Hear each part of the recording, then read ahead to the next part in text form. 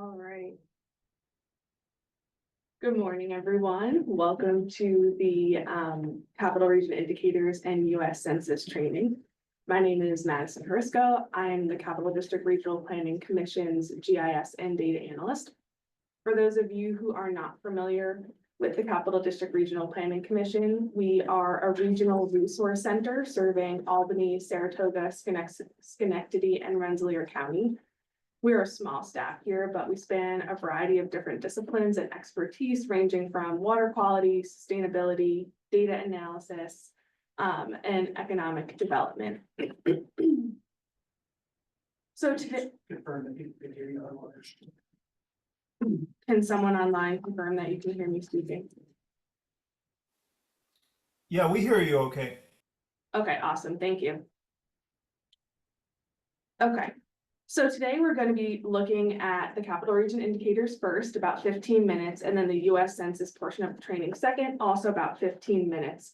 We're going to be looking at two different grants and utilizing these resources to answer a question on that grant application. So to start, Capital Region Indicators is the first tutorial. To get to this site, you can just search in your search bar, www.capitalregionindicators.org. Or you can navigate to www.cdrpc.org. You can select our data dropdown, which also hosts a variety of other different data resources that we provide. And if you go down to Capital Region Indicators here, click, and it'll bring you to the region dashboard. Same page. Okay, and the grant we're going to be looking at today comes from the consolidated funding application. If you're not familiar with what that is, it's essentially a resource that different agencies across different funding streams post their opportunities to. So we're going to scroll down here. We're going to take a look at this vacant property clearance grant. And we're going to use the indicator site to answer question 976 or the statement of need. Essentially, this grant is looking at blighted buildings and communities and providing funding to demolish them. These are buildings that pose a safety or public health risk for the community. So it's a grant we're going to be doing today. We're going to navigate back to indicators dashboard. And I just want to note, majority of the data that is being pulled into this dashboard is from the U.S. Census. There are some external links here, but majority of the data is coming directly from the census, and we'll be able to take a look at the exact source or tables that this comes from. This application couldn't have been possible without our partners at the Capital Region Chamber, the Community Foundation of the Greater Capital Region, the Transportation Council, and UAlbany's Avail Lab. So you can see here at the top of this dashboard, we have our Capital Region 4 counties. We also have data pertaining to the Greater Capital Region. So taking a look at Columbia, Greene, Warren, and Washington. We also have the ZCTA, which is your zip code. And we also have a newer addition, the Unified School District boundary. We also have a mapping function here that we'll get to later on in this tutorial. So today, to answer this question on the grant application, we're going to pretend to be the city of Watervliet.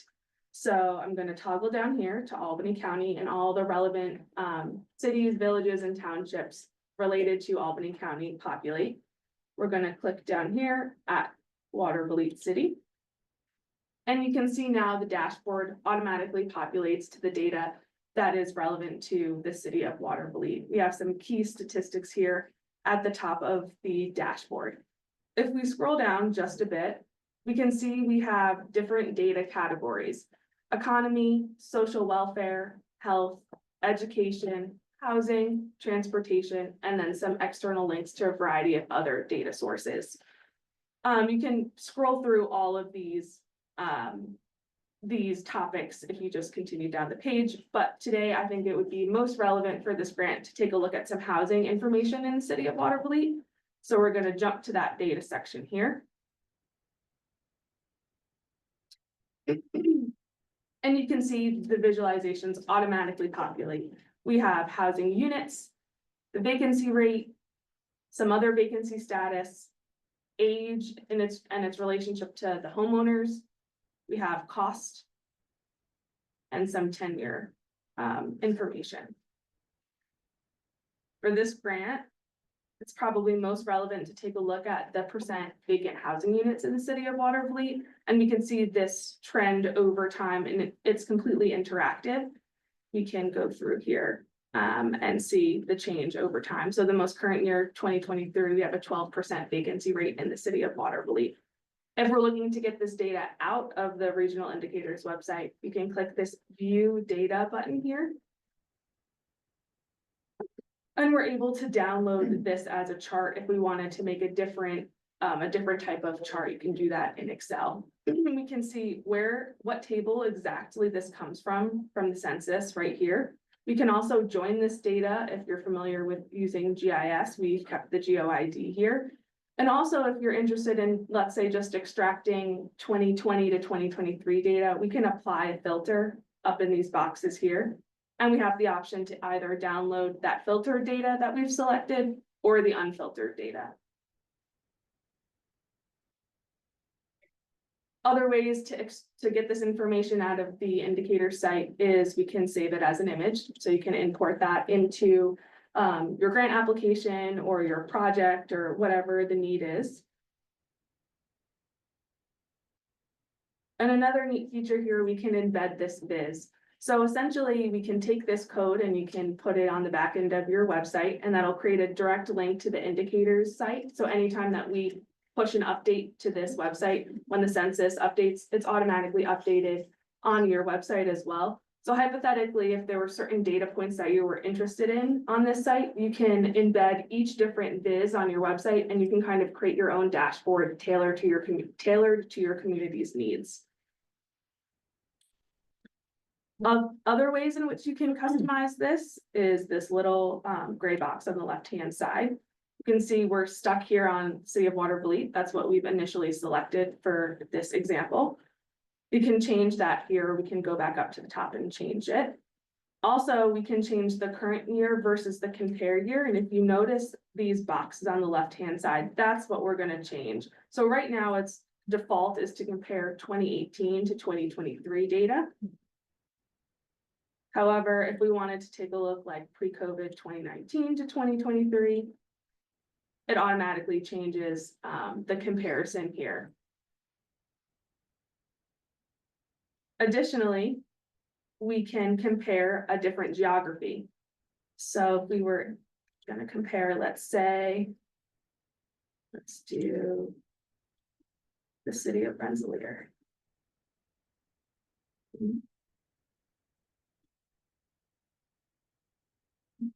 This, we can see it pulls the city of Rensselaer's data as well on the same chart as Watervliet. You can view, save, embed the same thing with both different geographies included there. And you can see we can compare the growth or decline between the two cities.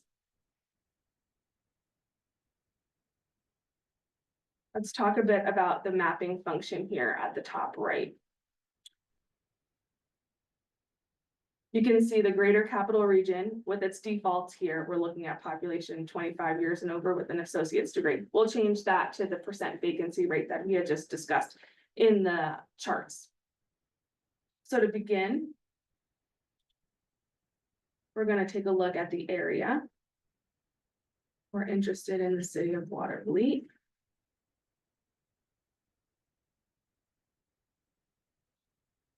So just Watervliet's data is populated right now. So we're going to scroll in. We have the most current year available here, 2023, and we're going to change our data to match what we were looking at before. So that's in the housing section. Percent vacant housing units. And if we hover over here, we can see 12% vacancy rate. This might not be the best way to highlight the need for funding for the city of Watervliet. So we're going to take a look and dive a little bit deeper here and change our geography level. The two smaller geographies we have available on the mapping site is the tract and the block groups. And if you're not familiar with that, that's a level of geography from the US Census. And you can think of it kind of as your neighborhood level analysis. So let's go ahead and change that to block groups. And scroll in a little bit more. And you can see the areas that are darker blue have a higher percent vacancy rate. So now we're really honing in on different neighborhoods in the city of Watervliet and can write a really clear case of why this funding might be necessary for the city.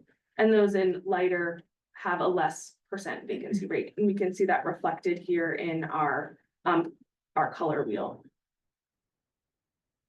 We also, if we go back to municipality view, and we're gonna get rid of our area so that we can see the city of Watervliet in context with its neighboring communities. You can see kind of on par with its neighboring cities, Cohoes and Troy, but has a much higher vacancy rate than the town of Colony to its left. Another cool feature of this site, we can make it a 3D mapper.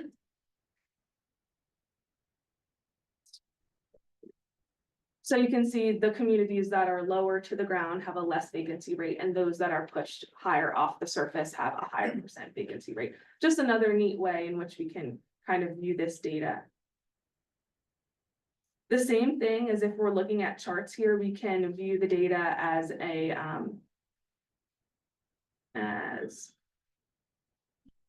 table and extract it this way. We can also save it as an image.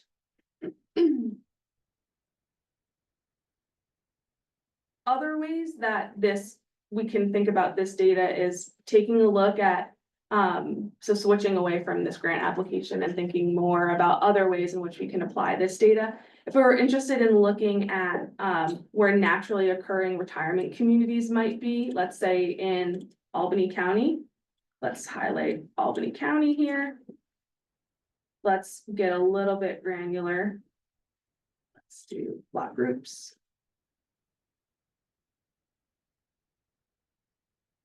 Maybe that's too big, too much. Oh, there we go. And let's scroll to housing. And let's just take a look at the percent homeowners who are 65 years or older. We'll give it a second to load up.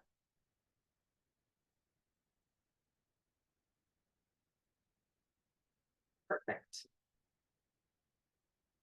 So if we hover over into the city here, we can see these more dense pockets of homeowners who are older than 65. There we go. Now the data has updated. Takes a little bit because the block groups are a much smaller geography, and it's pulling the data directly from the census. So sometimes it takes a minute to load.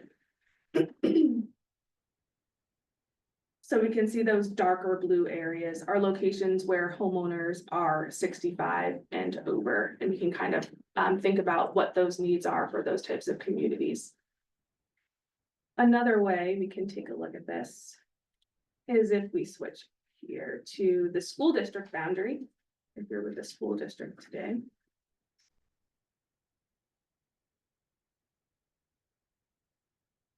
Let's take a look at education. Percent ages 3 to 4 enrolled in school. Give it a second. Here we go. And now we can see the darker blue areas are the school districts that have a denser population of students ages 3 to 4 enrolled in school. And this might just serve as a proxy to help understand enrollment in the out years or the district's needs moving forward. We're going to move forward now. I know that was kind of brief to the US Census tutorial. Yes. You wanted to show them how to click through to the dashboard. Sure, that function is currently has a bug and we're working to fix that right now. So I will go back to, let's go back to Watervliet. Let's go back to tracks, block groups.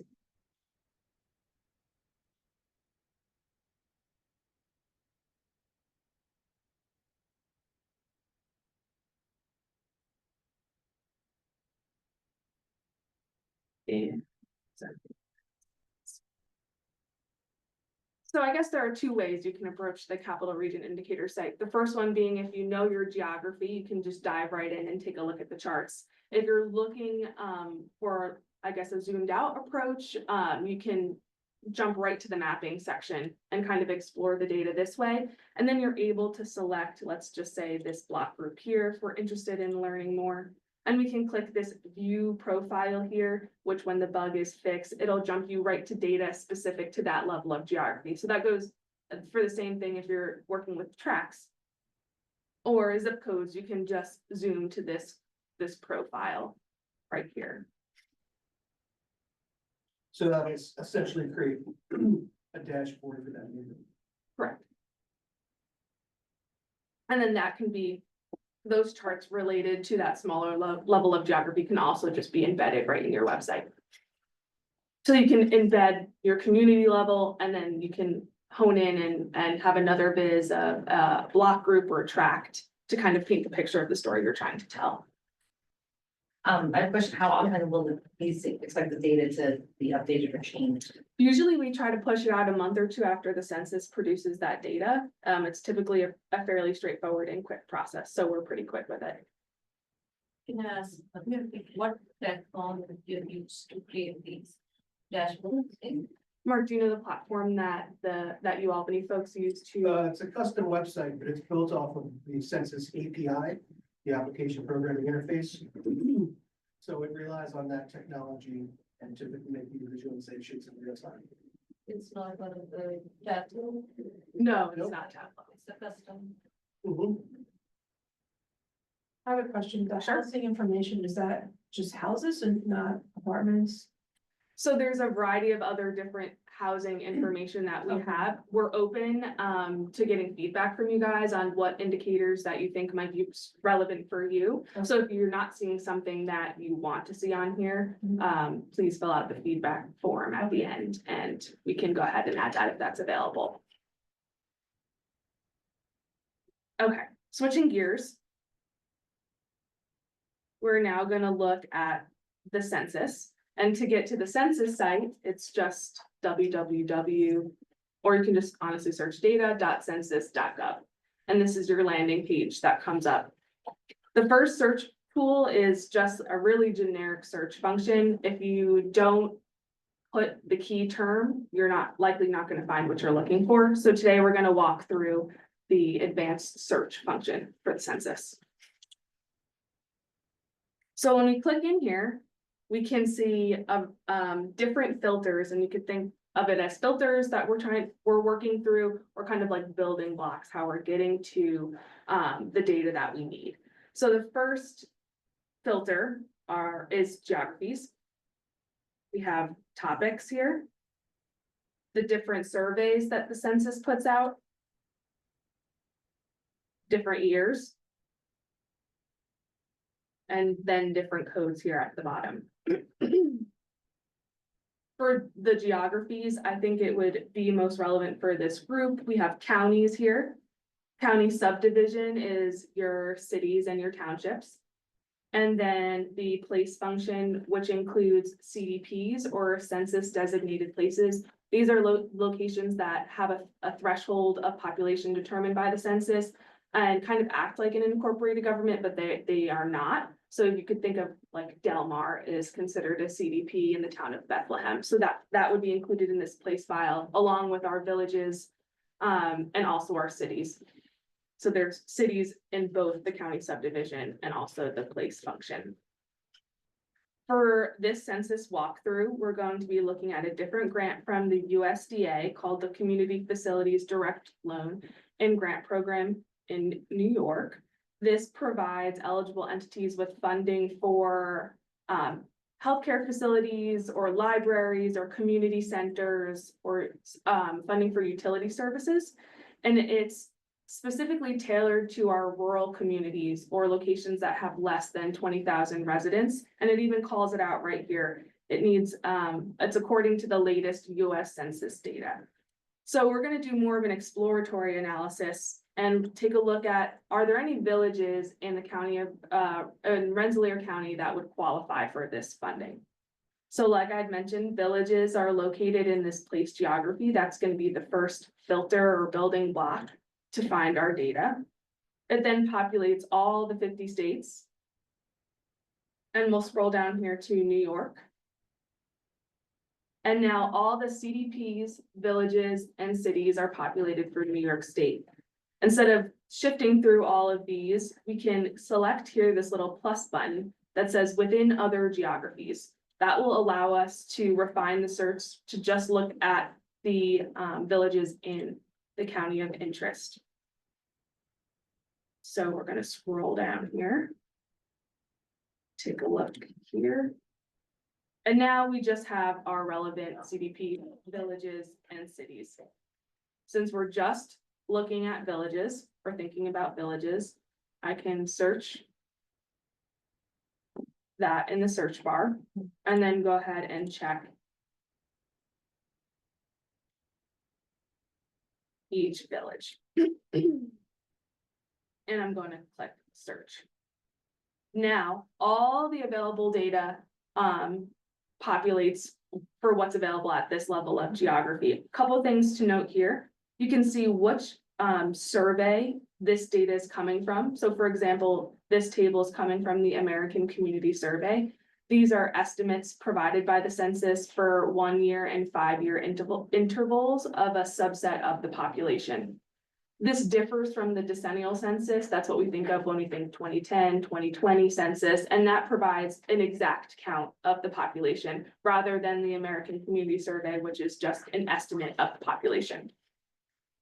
And if we click, this is not the table we're going to work with, but if we click this little plus button here, we can see that the data available at this level is just the 5 year estimates for each year.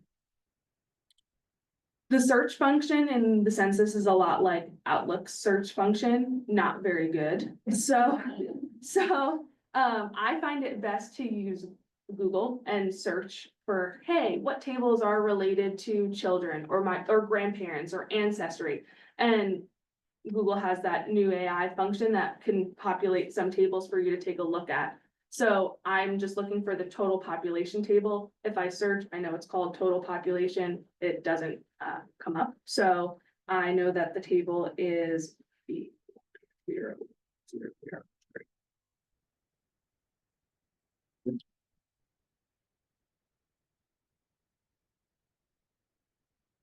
There we are. And similar has that plus button. The most recent data being from 2023, that 5 year estimate. I'm going to go ahead and click on that. I'm going to minimize this. And now we can see each village in Rensselaer County, what their population is or what their estimate is. Couple things to note here, we can see a margin of error because this is a statistical sample of the population. They provide us with a margin of error, essentially saying that the census is 90% certain that the population in East Nassau Village would be 492 plus 140 or 492 minus 140. So it gives us a range. However, it's completely fine to just rely on this 492 for the purposes of this grant. We can toggle this margin of error on and off if we want to see it or not see it. And we can see that each village in Rensselaer County does qualify for this rural grant from USDA. To get the data out of the census website, we can download as an Excel, a CSV, or a zip file, and this zip file will include some metadata or information about how the data was collected, and the chart titles can be found when you download the zip. You can also look at charts here, and you can view it by ascending or descending. And then some levels of geography have a mapping function. For this, it's unavailable, but other data points, you're also able to see something similar to Capital Region Indicator site with those maps.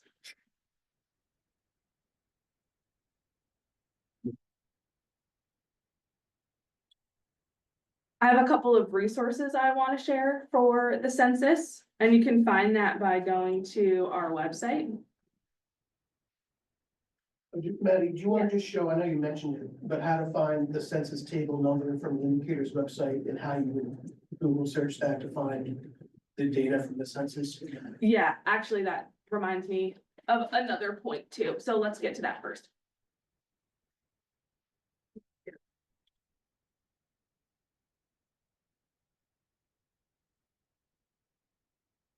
So if we go back to the city of Watervliet.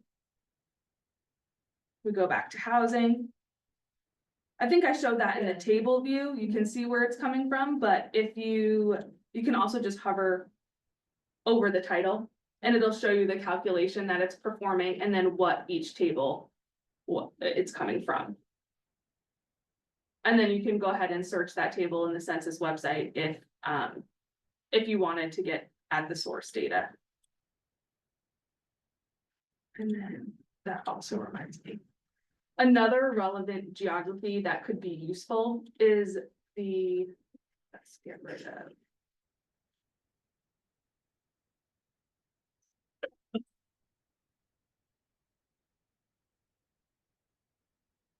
And sometimes the quickest way of getting to a table is just pasting that table number into Google. Because that'll take you right to that select collection of tables. Versus going through all the steps on data.census.gov. Another level of geography is this place remainder tool or function. And this takes town data exclusive of CDPs and villages. So if you were a township just looking for town data, this would be what you would want to use. Not all the data is available at this level, but I think it's just a helpful resource. So now that's available. So I'm going back now into the county of Rensselaer and taking a look at, let's look at Nassau town. So you can see now it's broken up into its smaller portions. We have our CDP, a part of Nassau Village that falls within the town, and then you can see East Nassau Village falls entirely within that municipality. So if I was looking for just town data, I would click remainder of Nassau town and then include that CDP because it's not an independent level of geography. How often? So it's published every year, but it's over a 5-year survey period. Or if you're looking at the 1-year estimates, it's just over that 1-year period. So now if we remove that, we can aggregate both the CDP and the remainder of Nassau town, excluding those villages, and we can get the town's population. Working with the margin of error, I will show you a tool that can help you aggregate that too if it's relevant to what the work that you're doing. So if you navigate back to CDRPC's website, go to data, and then just click on census data. I have linked some helpful resources for you. The margin of error tool that I'm referring to is this one here. And it's from a nonprofit in Connecticut. You can copy and paste your CSV of however many communities you want to aggregate in their margin of error, and it will populate a new one for you. Other helpful resources for the census, they have a plethora of tutorials if you're interested in maybe just the mapping function or just the chart function. They also host live demos as well. And then another kind of dashboard type resource that the census puts out is this census reporter. So let's just search Albany here. Very similar to the indicator site, except just note that this is at the MSA level geography. So we're looking at the Albany, Schenectady, Troy MSA, which is the metropolitan statistical area. And if we scroll down, similar looking charts and graphs, same thing, you can embed this. If you hover over, you can see those margin of errors. Yeah, different topics here, families, economics. And then another helpful tool is this page of table codes. I find the most efficient way is to just Google what I'm looking for, whether, just Google it, or if you're kind of looking for a like library of selections that you can make, this kind of breaks out each table name, because the naming mechanism is related to different categories. And then if you click into some of these, you're able to actually see the questionnaire that's asked to people.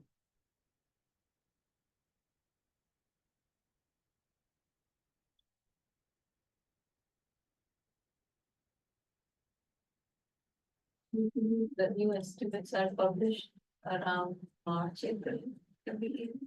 The different surveys have different publish dates. I'm not exactly sure when they come out, but I know 2023 was just published in like November. The census also produces a big list of when each survey will be updated. And then the last resource that I just wanted to point everyone to is some infographics and more vizzes that the census produces. And you can select via topic or survey that you're interested in. And I mean, they have so many. This one was the most recently published, looking at building permits. And this is they use Tableau for this, but same thing, you can download this, you can embed it. You can filter for villages or at the county level. And they have so many different vizzes that might fit your community's needs. I also want to plug our technical assistance program. And I can pull up that page as well.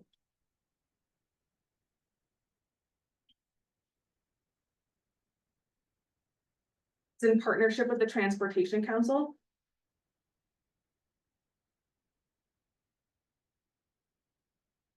And we essentially provide free technical assistance to eligible communities, only requiring a 10% in-kind match. So that could just be meetings or providing us with data.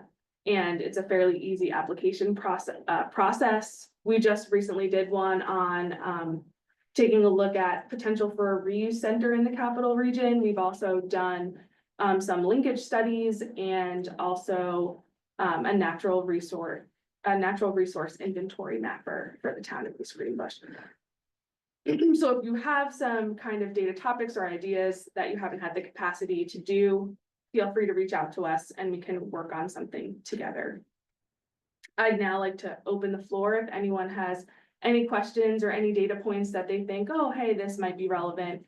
I want to see this on the indicator site. Feel free for the folks online to either unmute or folks in the room to chime in if there's any additional questions or comments. Yeah. Does this incorporate like the community of care, the pit counts? Let's take a look. Home for homelessness? That would likely be health related. Let's see what's available for health. That would probably be in our external. So the only external link we have right now for related to health is this. Okay.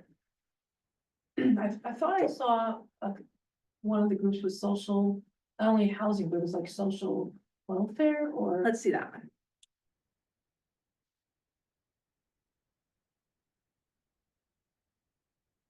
Okay, so they'll talk about income.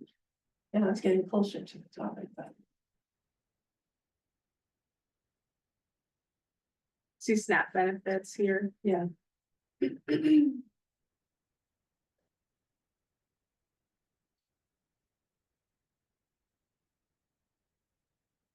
Anything that you want to see that's Yeah. currently not on it and is available from the census, we're happy to. We work for traffic safety. Do you have any like DOT related or No DOT stuff on the like site. population and crashes, those kind of things over?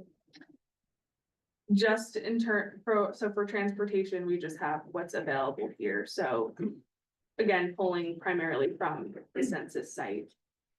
But the Transportation Council has access to the Yeah. data from the DOT, so you can reach out to them to download that data.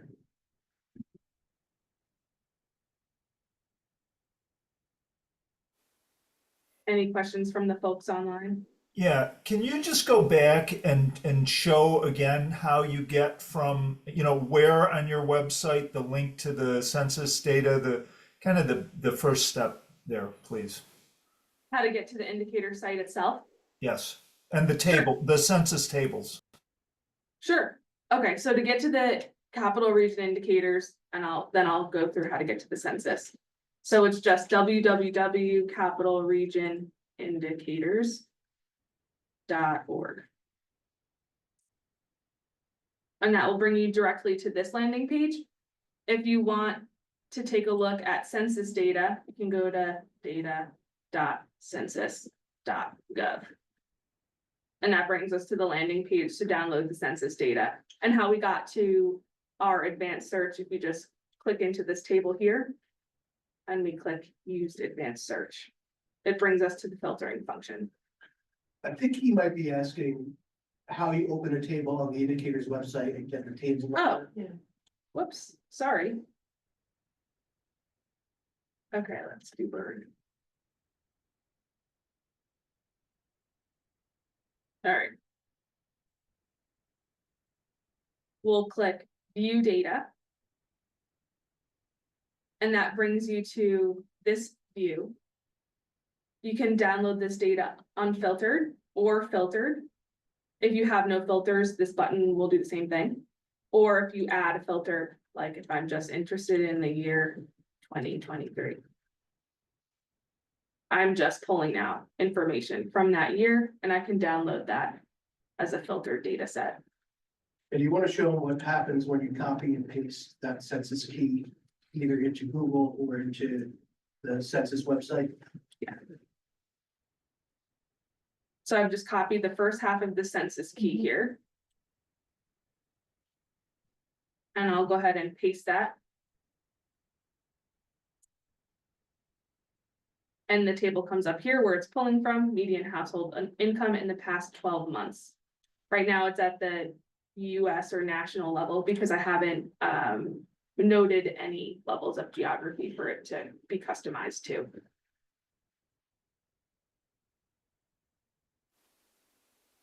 You want to see what happens when you paste it into Google. Sure. And that table is at national level until you apply the tools. Correct. If I just pop that table name into Google, same thing. Pulls you directly to the table. This has a filter from what I. Yeah, thank you.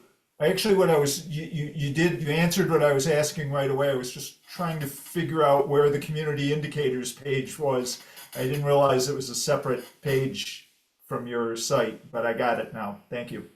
Yeah, but acts kind of like an independent website, but we do have it linked on our website as well, so people can get to it. It's under the data dropdown, data menu.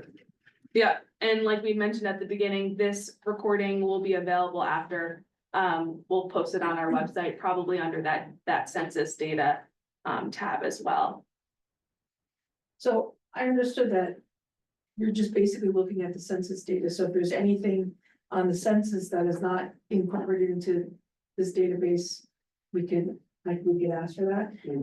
What if it's information that's not in the census, but you want to get that information part of the database? Is that a possibility or no? Is that something we can work As with? long as we provide the data? So we can't add it to this dashboard because it's all powered by automatic APIs. Okay, But if you need help with the data question, depending on the complexity, always feel free to reach out to us. okay. Yeah, absolutely.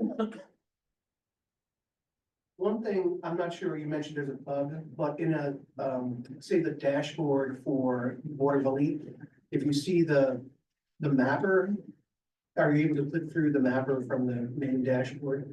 Let's see. So each one of these pages has this mapper, Right. which kind of defaults to the block groups. And so if you click on it through the mapper, if it worked, oh, it works, there we go. So this is the, I don't think so, is it? Yep, block group one. Okay, so it just doesn't work when you're trying to select it through the map right now. But it So works. it's a convenient way if you're exploring different neighborhoods. There's an opacity to this mapper, so you can see actual streets and you can kind of figure out where things are. Obviously, people have not memorized the names of all the block groups, so this is an easy way. So you could zoom in to get the street. Mhm. Okay. And what is the difference between the block, tract, and zip code? They're all different geographies. Okay, So the block is the smallest census geography. okay, Data at the block level has the largest margin of error. The block group is a collection of blocks, Mhm. and a tract is a collection of block groups. got it, And then all the tracks nest within our counties. okay. But we only, the smallest level of geography we have available on this website is block group. Okay. And how is that determined? I know it's like a history lesson here, but how is that determined by? So prior to each decennial census, the census reaches out to organizations like ours across the country and asks them to suggest any modifications to the boundaries for census tracts or block groups. Okay, And if there are modifications, those are pushed out after the data release of the decennial census data. Right. So this process usually happens about a year and a half prior to the decennial census starting. Mhm.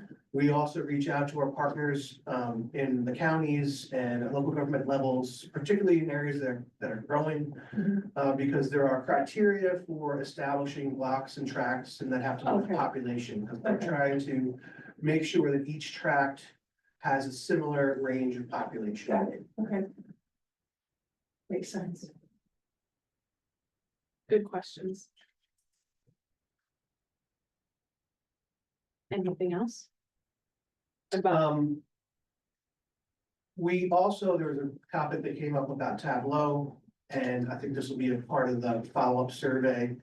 If you'd like any other training related to using data, we're happy to entertain any ideas that you have. Matt is an expert at using Tableau. Obviously, Tableau has, and YouTube has many videos of how to use Tableau, but data visualization is becoming more common in our day-to-day activities, so we're happy to supplement any training that you would have.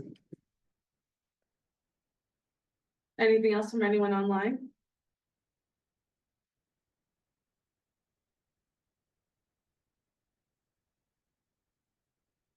Now, employment and unemployment data is not necessarily in the census. But that's available from a couple different data sources. The Federal Bureau of Labor Statistics and the New York State Department of Labor. And those are two popular data sources that we rely on when we're doing economic analysis, we're looking at workforce issues and other things. So as you take a deep dive through our website and resources, you can see, myriad data visualizations that we've done in Tableau and in ArcGIS Online. So you're able to find a lot of this data that we keep tabs on regularly and update regularly. So this is outside of the census, this is outside of our indicators website, but we still have and maintain this data for your use. Similar functionality in that you can download the tables, you can download the image, you can modify it, Okay. filter it. You want to just show the page of all of our visits?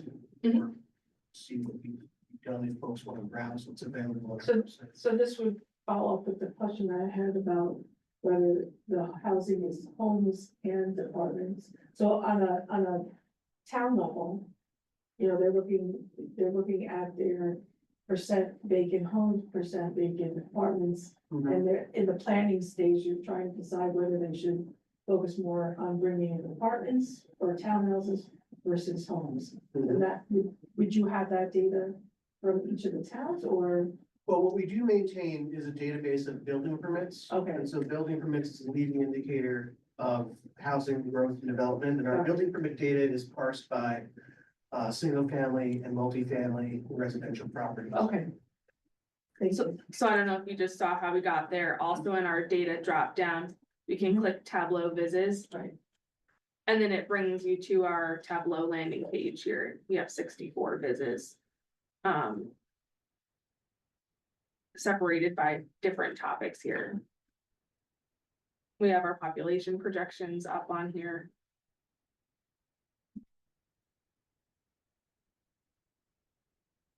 And then also we have a space for our story maps that we've put together.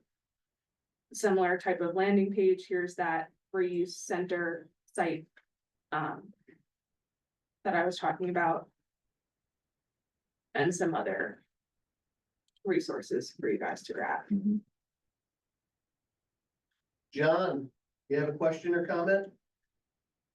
Yes, I did. Thank you so much for doing this today. This is great. I was just wondering if you and your team, since you're in these data all the time, is there any, interesting, positive, or maybe more challenging trend that you'd like to share with everybody?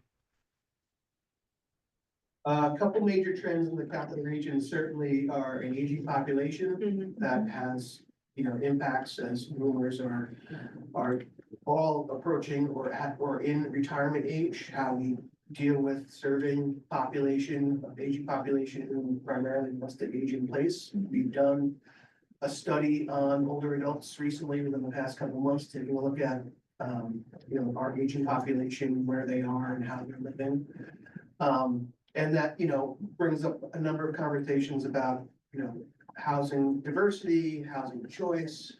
A lot of seniors want to age in place simply because there's not a lot of alternative options other than either senior or assisted living facilities.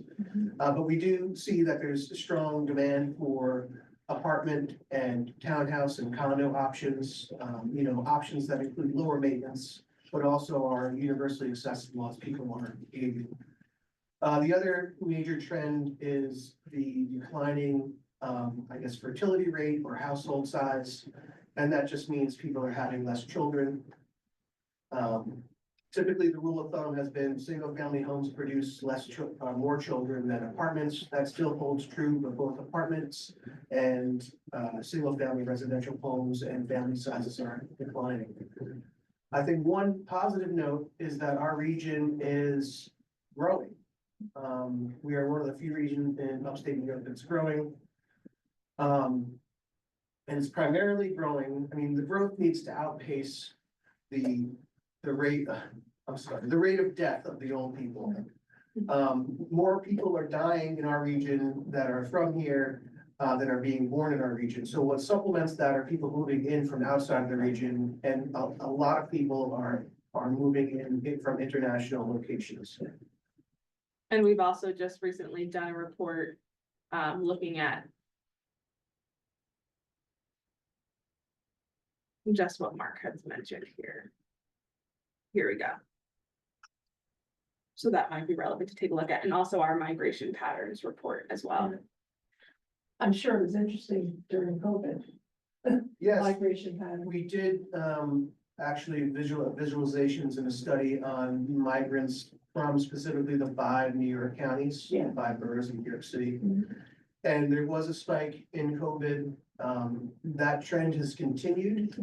So, pre-COVID migrants to the capital district was lower than post-COVID migration. That migration level has sort of leveled off, but it was pretty steady for about 3 years after COVID. Right.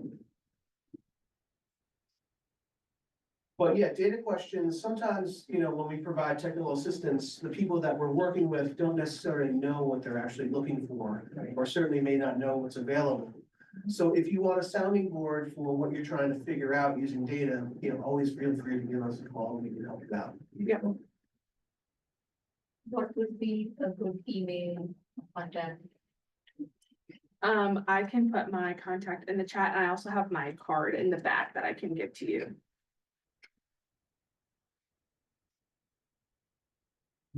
Okay, Tom Carey has another question. Apartments, homes, when using census data, look for 10-year, oh yeah, that's right. So in the chat, Tom just says, if you're looking for different kind of housing types, the word in the census is tenure. And have the direct, I wrote that down. There's a good table in the ACS for housing. It's B25024, and it breaks out the housing unit type into duplexes, 50+ apartments, between 3 and 4 apartments. Okay. And I found that table to be very helpful in the census.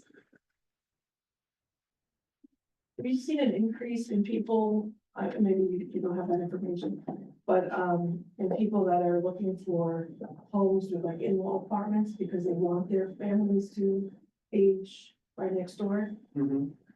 It's difficult to find that information Okay. for a couple of reasons, is that, well, accessory dwelling units, in-law apartments Right. don't necessarily require a land use action in many communities. Okay. That is different for a lot of accessory dwelling units. Many communities now are allowing that type of land use by right. We're seeing sort of a slow growth of that activity, but still, an accessory dwelling unit would maybe easier to find because that requires a land use approval. Right, okay, But certainly, again, going back to the housing choice option, accessory dwelling units could not only be a potential solution for our aging population, but also, housing affordability, right? And there is a table in the ACS that looks at households and if grandparents live in that household, although not directly related to accessory dwelling units, but it can kind of give you an indication of how our older population is living. Right. It's full. All right, Any other questions? last chance. All right, well, thank you all for coming. Madison, great job, as Thanks. always. All right, folks online, have a great day.